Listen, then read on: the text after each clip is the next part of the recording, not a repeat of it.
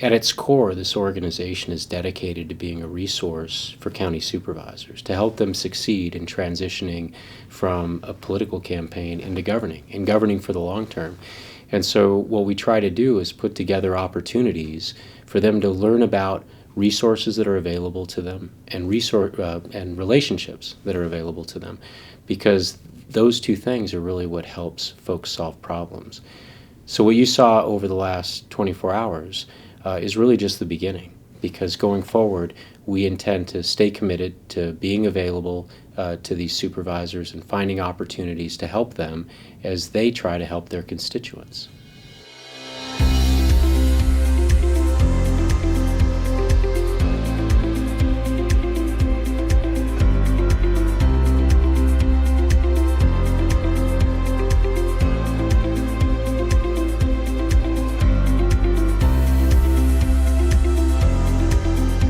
On January 18th, the County Supervisors Association, CSA, welcomed 18 county supervisors and conducted its 2017 newly elected officials orientation.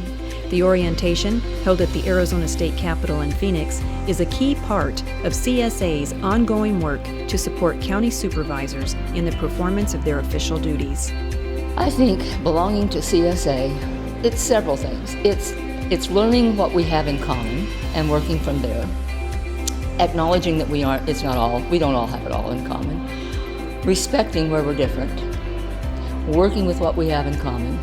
Building those relationships. Truly, just like I had said, stand on each other's shoulders and quit stepping on each other's toes.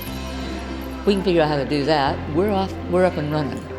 CSA is dedicated to being a resource to help county supervisors succeed in office. At the orientation, veteran supervisors shared strategies to promote efficient county operations and to establish effective constituent services. Additionally, legal experts presented on the state's open meeting and public records laws, as well as the constitutional and statutory authorities governing the County Board of Supervisors. Coming up here, I'm very familiar and comfortable with the venue, but the information is quite revealing. It's not, at the legislature, you don't have to worry about public records laws, or you don't worry about contacting anybody else in your caucus and whether or not it meets the open meeting law. So I'm learning quite a bit. It's very interesting. I had no idea of the time that I was going to end up devoting to policy issues and trying to influence policy at the state level. Certainly haven't taken on the national level. I just thought I was a local candidate, but I didn't realize how important it is to develop rapport and working relationships and network with the state legislators, as well as the different associations which represent the counties. Also during the event, CSA staff presented the association's research and intergovernmental functions that help supervisors work with state lawmakers, agencies, and the federal government.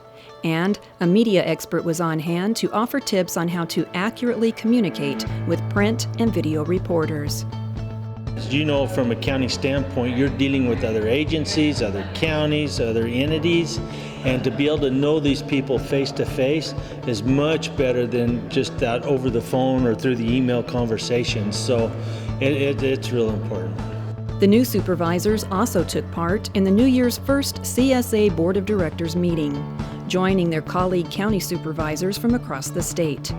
I spent a lot of time following my father, and my father used to take me all to the meetings that he's gone to, and he said it's all about partnership. No matter how you look at it, it's based on who your constituents are in your district, in your county, and you're working with the state officials, because just like Dr. Shirley said, not one person can make things happen. It takes a variety of people to come together and a team to make some resolves with some issues that are concerns for our people.